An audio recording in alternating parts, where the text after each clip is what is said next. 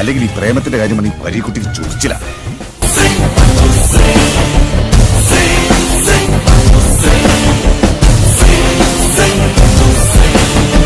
வடிவேலு என்னங்க பால் பாயசம் இருக்கு சாப்பிட்டு போங்க. ஐயோ வேண்டாம், கடை துறக்க டைம் ஆச்சு. சரி ക്യാമറ റോളിംഗ് സാർ ആക്ഷൻ. അശ്ലേച്ചി ഒത്തിരി ദിവസത്തിന് ശേഷമാണ് തിരിച്ചു വരുന്നത്.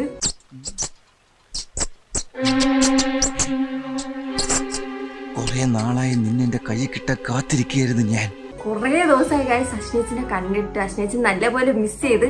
ഇന്ന് അശ്ലേച്ചി വരും. നമുക്ക് അശ്ലേച്ചിനെ എടുക്കാൻ പോവാം.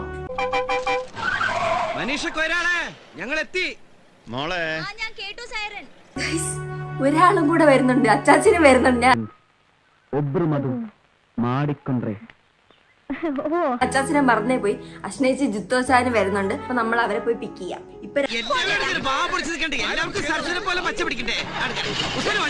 രാവിലെ 5 മണി.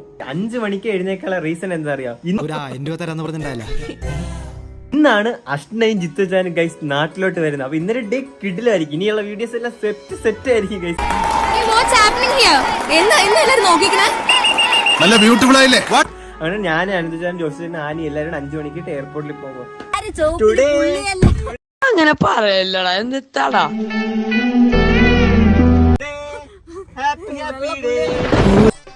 എങ്ങോട്ടാ? വിക്രമാദിത്യന് വേതാളം കൂടെ. അങ്ങനെ അശ്നേച്ചി എത്തിയെന്ന് തോന്നുന്നു. ഫ്ലൈറ്റ് ഒക്കെ വന്ന് ഇറങ്ങുന്നു. കുടിക്കാൻ പൈപ്പിലും വെള്ളമില്ല, കെറ്റിലും വെള്ളമില്ല. രാവിലെ തന്നെ നല്ല മഴ. ഇത്തവണ മഴ നേരത്തെ എത്തും. പാലക്കാട് മറവാത്